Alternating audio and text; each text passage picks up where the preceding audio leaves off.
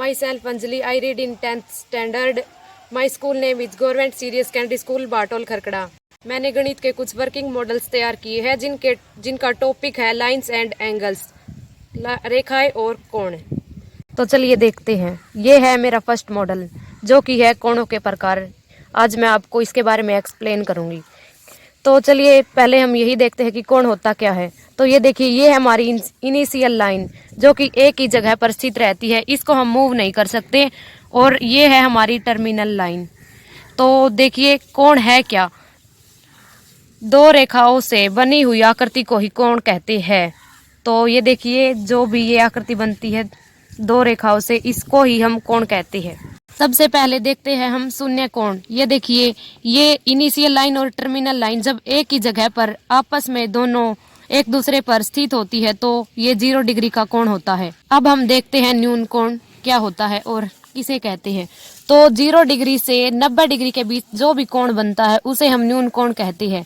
ये देखिए, 0 से लेकर 90 के बीच जो भी कोण होता है उसे हम कहते हैं न्यून कोण।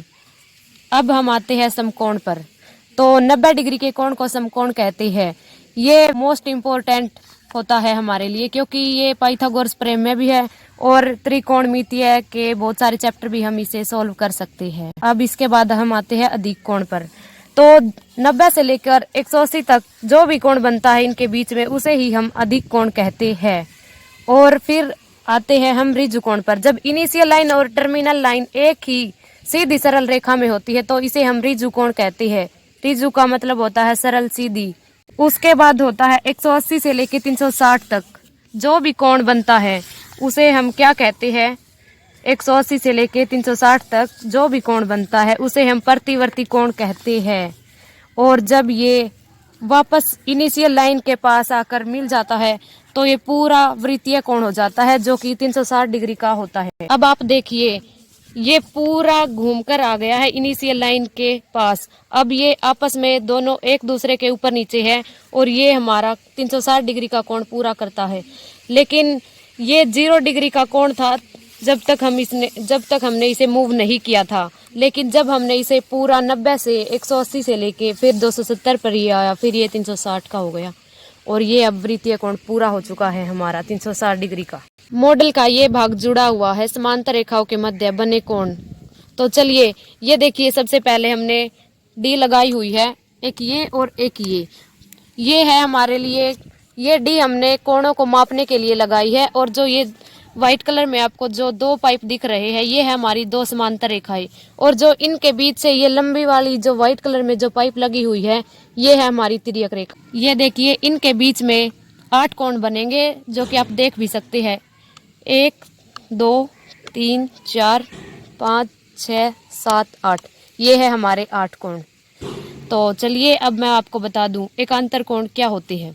एकांतर कोण होते हैं जो कि हमेशा एक दूसरे के विपरीत बनते हैं।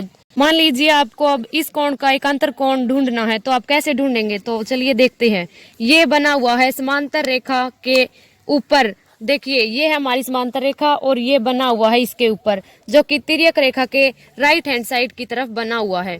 तो इसका मतलब होगा कि अब ये इस समांतर रेखा के नीचे की तरफ और लेफ्ट हैंड की साइड बनेगा। तो आप इसका एकांतर कोण अच्छे से देख सकते हैं। ये रहे तो एकांतर कोण। अगर इसका आपको पता लगाना है कि इसका एकांतर कोण कौन सा होगा तो देखिए, ये है हमारा समांतर रेखा के राइट हैंड की साइड नीचे की तरफ और ये होगा लेफ्ट हैंड की साइड और ऊपर की तरफ। तो इसे आप देख सकते हैं, इसका भी एकांतर कोण ये है। क्योंकि एकांतर कोण बराबर होते हैं तो इसे ही मापने के लिए हमने डी का प्रयोग किया हुआ है। ये देखिए, ये कोण है हमारा 150 डिग्री का, तो इसका एकांतर हो गया ये। तो ये भी है हमारा 150 डिग्री का कोण। तो ये है हमारे एकांतर कोण। एकांतर कोण विपरीत दिशा में बन रहे थे लेकिन संगत कोण अब एक ही दिशा में बनेंगे क्योंकि संगत का मतलब होता है कि समान दिशा। तो चलिए अब हम ढूंढते हैं संगत कोणों को। तो ये देखिए, इस कोण का संगत कोण हम जानते हैं, ढूंढते हैं। चलिए, ये है समांतर रेखा के बिल्कुल नीचे और राइट हैंड की साइड। तो ये इसमें भी होगा नीचे और राइट हैंड की साइड। तो ये रहा इसका संगत कोण। अगर हम इसका संगत कोण जानना चाहते हैं तो ये देखिए, ये है समांतर रेखा के बिल्कुल नीचे और लेफ्ट हैंड की साइड। तो ये भी होगा इसके नीचे और लेफ्ट हैंड की साइड। तो ये रहे इनके संगत कोण। अब हम चलते हैं अंतः कोणों की तरफ। समांतर रेखाओं के बीच में 4 कोण बने हुए हैं। ये देखिए, आप देख सकते हैं 1, 2, 3 और 4। इन्हीं कोणों को हम अंतः कोण कहते हैं। ये देखिए, ये है लेफ्ट हैंड की साइड 2 कोण जिनका योग होता है 180 डिग्री। और ये देखिए तिर्यक रेखा के राइट हैंड की साइड इन 2 कोणों का योग भी अपना ही 180 डिग्री होता है। तो ये थे हमारे अंतः कोण। इनको आप नाप कर भी देख सकते हैं। ये देखिए, ये है हमारा 140 डिग्री का कोण और ये है हमारा 40 डिग्री का कोण। तो इन दोनों का योग होता है 180 डिग्री। अगर आप इन्हें और भी ज्यादा मूव करना चाहते हैं तो देख सकते हैं, इसका और इसका योग भी हमेशा ही आपको 180 डिग्री मिलेगा। चाहे तो आप माप कर देख सकते हैं। इसीलिए हमने ये मॉडल करके सीखने के लिए तैयार किया है, ताकि बच्चा इसे घुमा सके, यानी कि कहीं भी इसको मूव करे, ताकि इसे बच्चे खुद कोण बनाए और सीखे। इसी मॉडल से हम जानेंगे यूक्लिड की 5वीं अभिधारणा के बारे में। तो चलिए मैं आपको बताती हूँ कि यूक्लिड की 5वीं अभिधारणा क्या है। अभी आपने देखा कि समांतर रेखाओं के बीच जो भी कोण बने हैं उनका योग 180 डिग्री रहा है। जब तक इन कोणों का योग 180 डिग्री रहेगा और ये समांतर रेखाएं बिल्कुल सीधी रहेंगी, तब तक ये कहीं भी नहीं मिलेंगी। अगर हम इनको झुका देंगे तो क्या होगा? देखिए, एक साइड से तो इनका योग 180 से कम हो जाएगा और इनकी डिस्टेंसिंग भी कम हो जाएगी, और इस साइड से अंतः कोणों का योग 180 डिग्री से ज्यादा हो जाएगा और इनकी डिस्टेंसिंग भी बढ़ जाएगी। जिस तरफ ये योग 180 से कम होगा तो वहां पर क्या होगा? देखिए, ये आपस में दोनों रेखाएं मिल जाएंगी, और जिस तरफ इनका यानी कि जो योग था 180 से ज्यादा था और इनकी डिस्टेंसिंग भी बहुत अधिक थी, तो ये आपस में कभी भी नहीं मिलेंगे और ये दूर दूर रेखाएं बढ़ती जाएंगी और इनकी डिस्टेंसिंग उतनी ही अधिक होती जाएगी, जो कि ये आपस में कभी नहीं मिलेंगी। यही है हमारी यूक्लिड की 5वीं अभिधारणा। ये है हमारे मॉडल का तीसरा भाग, जो कि एक्सप्लेन करता है शीर्षाभिमुख कोण के बारे में। तो चलिए अब हम देखते हैं शीर्षाभिमुख कोण क्या होते हैं। तो सबसे पहले हमने ये 2 रेखाएं ली हुई है, रेड कलर में एंड ब्लू कलर में। इनको आप मूव करके भी देख सकते हैं। शीर्षाभिमुख, अभिमुख का मतलब है कि आमने सामने, नीले के सामने नीला और रेड के सामने रेड। तो देखिए, ये बिल्कुल बराबर कोण है और इन्हें आप माप कर भी देख सकते हैं। मापने के लिए हमने नीचे डी लगाई हुई है और इसे आप अच्छे से देख भी सकते हैं कि नीले वाला नीले के बराबर है और रेड वाला रेड के बराबर है। यही है हमारे शीर्षाभिमुख कोण। ये है हमारे मॉडल का चौथा और लास्ट पार्ट, जो कि जुड़ा हुआ है रैखिक युग्म अभिगृहित से।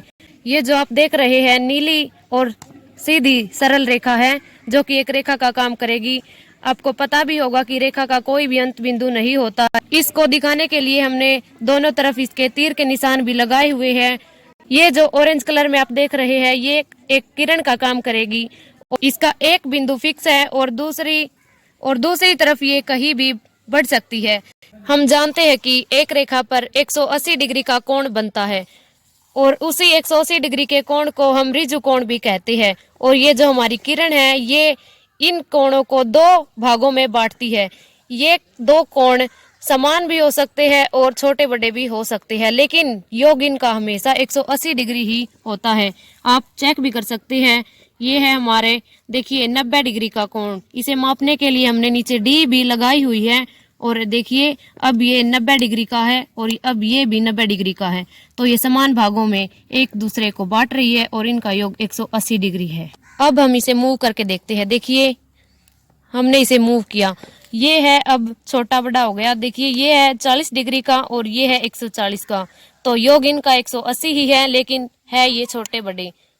ये देखिए, जो हमारी डी है वो स्वयं भी एक रैखिक युग्म का कार्य करती है, क्योंकि डी में देखिए आप बहुत सारी रेखाएं जाती है, लाइनें देख सकते हैं आप।